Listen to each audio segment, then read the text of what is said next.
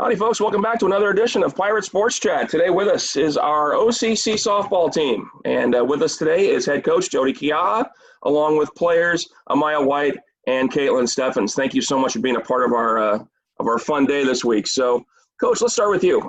You've been a coach now for 6 years, which blows my mind. I can't believe you've been here for 6 years.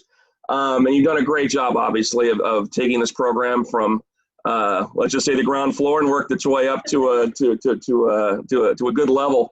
Tell me a little bit about when you first got here. What did you see as kind of the top priority as far as improvements for this program, and what did you see as kind of a stepping stone to get this program to where it needs to be? Right. Good questions. And it's actually, I've been around for 10 years, which I remember touching down onto campus in 2010 for the first time. I didn't want to age you. I know, but thank you. I think the priority was obviously with the nature of our sport, we could see that the ratings were high on ESPN at the Division I level and that there were more scholarship opportunities. So I was coming from that level, and I fell in love with OCC because they are in the neighborhood, in the ballpark of transferring student athletes. And so I saw immediately that it wasn't a full-time program like some of my fellow coaches, sports teams. And so just really trying to establish a culture first and foremost. That was really important. Obviously, faith and family, school then ball. We really try to, establish some things, build rapport with personnel. And so I got to get to know you for the last decade, Tony, and you haven't gotten rid of me yet. And Kirk with field maintenance. Obviously with our athletic department, when I came in, our dean was Michael Sutliff, and then I got to work with some of our other faculty who've been phenomenal, and fell in love with the campus and the culture of the athletic department. So I knew that infrastructure-wise, we just needed to create a presence for softball to have a home. So that's really what needed to happen first, was just establish culture and a presence with different people that come into contact with softball on a consistent basis. Very cool, very cool. So far, so good. It's been going really well so far. So, Amaya and Kaitlyn, first year players here at Orange Coast College. First of all, welcome to OCC. We're glad to have you here. Tell us a little bit about what got you here. Tell us a little bit about some history with you with softball, and how you first started playing softball, and what was it that got the path from where you were to Orange Coast College. Let's start with Amaya.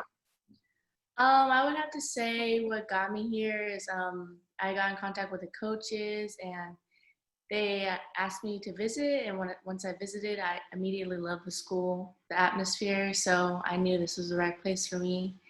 And I first started playing softball when I was 8 years old.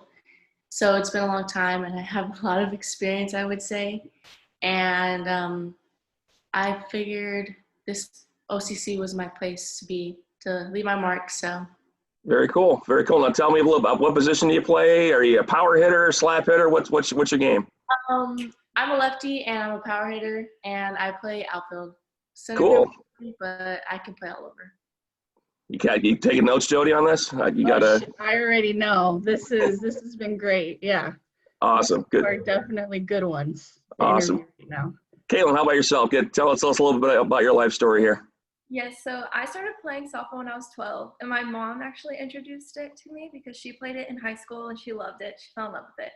And as soon as I touched the softball, I fell in love with it. I knew I wanted to play competitively in college. And I got in touch with Coach John and Coach Jodie and Coach V, and they all came and watched. And I went on my visit, and I committed that same day I visited, just because I love the family atmosphere. I knew it was going to feel home away from home. And I know that I can rely on my coaches and my teammates if I need them for anything, which I really love that about the atmosphere here at Orange Coast College. And so, yeah, and I'm a pitcher and utility. Awesome. Good deal. Welcome aboard. So, Jodie, kind of a bonus question for you. Tell us about some of the freshmen, this new class. You got a whole bunch of kids, from what I've heard. I know you're super excited to get started here. I am so excited. This class is a phenomenal freshman class. We've got everything: speed, power, defense, pitching. I feel like they understand already what it takes to be a Pirate. They understand the history of our program, and obviously walking onto the campus and seeing it for the first time with all of the new upgrades, they're very appreciative of the opportunity to be here. These two that you're interviewing right now are two to really look out for. I'm very, certain that they could have gone straight into the 4-year. And, we're really excited because the caliber of the player that you are going to see, they're really focused on their future. And they felt that OCC was the place for them. They're not only cost saving while being here, but obviously getting to play some of the most competitive softball. So we're going to really go head to head with everybody that's in our conference, if not really beat them. Honestly, this year they're competitive. We did get to touch down for conditioning the last week, and I can see them competing in ladder drills just already. I think they have the passion for the game and wanting to put forward their best. And so the former teams that were here established the culture that we now get to kind of lay out for a freshman, and they already know the expectations. So I'm really excited about this class coming in, and we are bigger than probably we've ever been before in terms of just bodies being out there, but each one understands what it means to be a Pirate, and we're excited for what's to come for this 2020 incoming class. I love it. I'm chomping at the bit to get on the microphone and introduce all these people, that's for sure. So, Coach, tell me kind of a question you and I talked about during our phone conversation this week about, just from what you did as a player growing up, going from high school straight to UCLA and being the stud muffin that you are. What was it like to now coach at the community college level? I know it's a little bit of a different mindset. Maybe the level of play is a little bit different. How did you have to kind of, I guess, restructure your thought process and your coaching style to coach at this 2-year level? Well, I think, in former times, just learning that obviously at the Division I, the student athletes didn't have to manage working and also managing, different things because when you're at the D1 level, it's really just softball and school. Many of the athletes that we acquire that come in here, they juggle multiple things. And I had a common respect for them because I know that they do life outside of softball.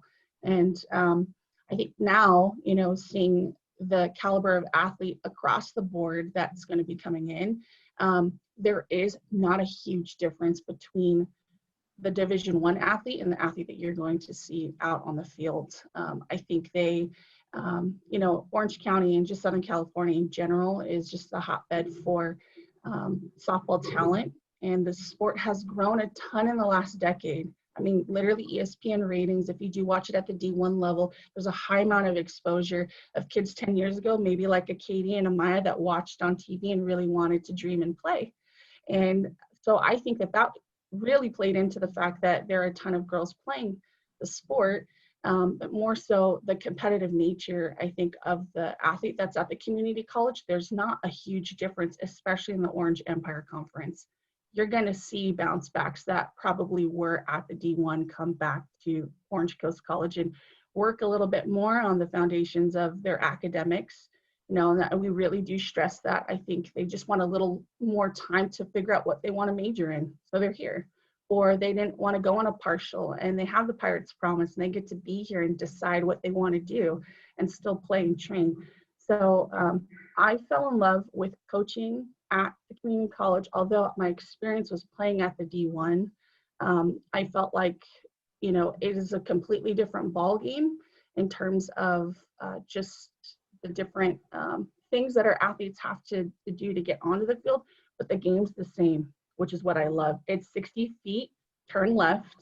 It is timely hitting and it's defense, and nothing really changes from there. And I love that because it's just the game in its purest form.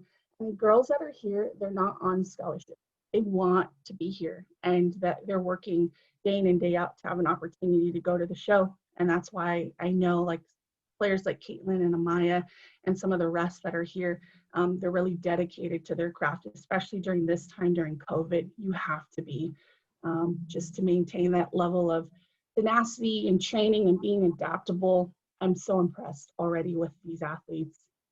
Very cool. Yeah, as a baseball lifer, I know I have kind of a kinship in terms of just the sport and how much we love playing, baseball, softball, all of it. So it's definitely one thing I love doing is going out to watch the girls play for sure. So Players, kind of a genie, question here for you. If I had the power to give you your dream college and a dream job after your career at Orange Coast, what kind of things do you want to do? So, Kaitlyn, let's start with you. What kind of goals do you have set for yourself here at Orange Coast and even beyond that? Well, here at Orange Coast, my goal is to transfer to a 4-year and receive my associate's degree in business management. And I want to transfer to any 4-year in California. I do want to stay here in California. And my goal after college is to be a successful human resources manager for the U.S. government. So I want to work, I want to work with the military part of things. Because I grew up as a military child. My dad was a retired Marine. So I just always love the atmosphere of being in the military, of dealing with that. And my mom's also a human resources manager at the military base in 29 Palms. So I get a little inside scoop on some of the stuff. So Sure. That's my dream job. Oh, that's awesome. Good for you. How about Amaya? How about what kind of long-term, short-term plans do you have? Like Katie, I want to transfer after my 2 years to a 4-year. And I really, like my mom, I really want to go into nursing. So I want to go into a nursing school and graduate and become a registered nurse after OCC. That's my dream. So, yeah.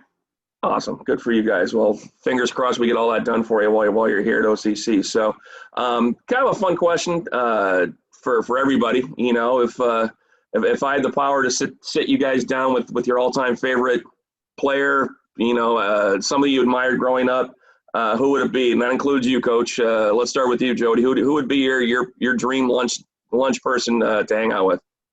Dream lunch person to hang out with, I would say Jackie Robinson. I know he's baseball, but I would love just to sit down and just talk to him about what it was like to play during his time.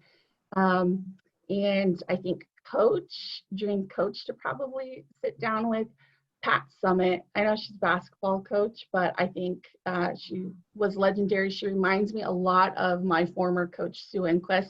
But I just like that they're from different sports, and I feel like taking and pulling those different philosophies from different sports would always be exciting. So both are gone and past now, but I think that would be amazing. Nice. How about you, Kaitlyn? Anybody that any athletic role models you've had growing up? Yes, my athletic role model is Jenny Finch. She played for University of Arizona. I read one of her books about your mental mindset as a pitcher, and it just really resonates with me. So that's who I would want to talk to. I actually got to face Jenny Finch just for a goofy, a few pitches she threw to me once, and I was humbled. Let's just say it was a fun strike one, strike two, strike three. So, Amaya, how about yourself? A person I really look up to, she's like a power hitter like me, and she's very young. She plays at the University of Oklahoma, and her name's Jocelyn Allo, and I would love to sit down. Yeah. Yeah. That's cool. Yeah. Very nice. Very nice. Coach, let's wrap it up with you here. So we kind of talked about it a little bit during this interview, but how excited are you to get this thing going? I mean, with all the COVID stuff and, people have been isolated, how excited are the kids just to even run around and do sprints for a few hours? It's probably the last time you're ever going to see players on your team that excited to run sprints in your life. So tell us a little about what's going through your mind as we head to the 2021 season. First and foremost, I have to speak to the adaptability of my current squad. We've been Zooming since athletics team practices were cleared for live online since June, and they religiously logged in 3 days a week. We'd be on Zoom for an hour, and it just goes to show that this generation of athletes, they really want to be a part of their sport. They really want an opportunity. And so I think I am excited to see them face to face. And obviously for the last week and a half, we've been able to do that. And I think the appreciation of the sport has really kind of stirred everybody just to be out there again, put the cleats on, to be out on the field. Our field's one of the most gorgeous ones, I feel like, in Southern California. And they are ready to go. But I think there's a different spirit out there when we do go. Before, I think there was drudgery. When you come out of travel ball and playing like a decade's worth of like games and doubleheaders, tournaments, you kind of get burnt out. And this pause really gave us the time to reflect and appreciate coming back. So I know that that passion that they have for the game and the attention to detail, and then really buying into the shift when it does have to happen, right? So we're remote, perfect, coach. Like, when's the Zoom? We'll log in, and they're attentive. I think that this group is very special. There's an adage, so you say that good talent is flexible. They're talented and they're flexible, and that is a great recipe for not only being successful in the world after we're done here at Coast, right, in their regular job or in life, but in the game. I mean, how many times have we seen it where you had to, okay, now you're playing second and now you're pitching, and they're ready to go for it. I can see that already. Those are things that you don't necessarily get an opportunity to always train for, but they're in it every day, having to just adapt. And I'm really proud of them. So I'm excited about the group. Obviously, you get to talk to two of them, but they all, share the same sentiment that they're here for a reason and a purpose, or they wouldn't be showing up. And so I honor them for that commitment to be here and do that. Awesome. Very cool. Very cool. Yeah, I'm excited to see everyone, see the whole gang again and get this thing going. So Kaitlyn, Amaya, Jodie, thank you so much for being a part of this today. It's been a lot of fun, and I can't wait to see you guys in the spring, and let's put some wins up on the board. Okay. So stay safe. Happy holidays to all of you, and see you guys in the spring. Thanks again so much for being a part of this today. Sounds good. Thanks, Tony.